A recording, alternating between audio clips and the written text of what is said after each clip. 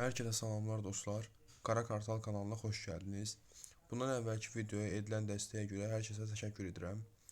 Bugünkü qısa videomuzun mövzusu Beşiktaşda adı keçən iki futbolcudur.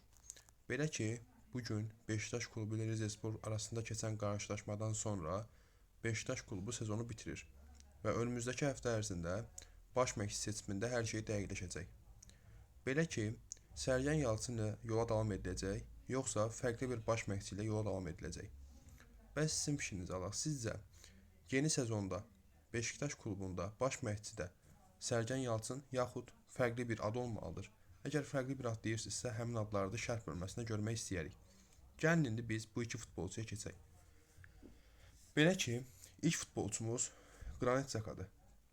Belə ki, bundan əvvəlki sezon Leverkusen klubundan İngiltərə Premyer Liqasına çıxış edən Sunderland klubuna transfer olunan futbolçu hazırdakı klubundan narazıdır və Avropa kuboklarında çıxış etmək istəyir. Ona qarşı keçən sezonda istəyi olan Beşiktaş klubuna transfer olmağı çox istəyir və hətta bununla bağlı menecerinə kluba mesaj göndərib. Lakin burada bəzi problemlər var. Yeni sezona kimlə davam edəcəyindən əmin olmayan Beşiktaş klubu hələ ki transfer üçün tələsmir. Əgər yola Sergen Yalçın ilə davam edilmək qərarı alınsa, artıq transfer mövzuları yaxın zamanda danışılacaq. Ancaq bir ikinci problem isə futbolçunun həm yaşı, həm də dəyəridir. 33 yaşlı hücuma meyilli yarım müdafiəçi üçün Beşiktaş klubu çox pul ödəmək istəmir və hətta oyunçu ilə müqavilə imzalandığı zaman az bir miqdarda maaş üçün razılıq əldə etmək istəyir. Ancaq onu deyə bilərik ki, Beşiktaşın razılığı olduğu halda transfer çox da çətin görünmür. Və əslində bu transfer ikinci Mertens yoxlaması kimi edilə bilər və əgər gözlənilən statistikanı versə, komandada qala bilər. Qeyd edək ki, Xhaka bu mövsüm ərzində 1 qol və 6 asistlik statistika göstərib.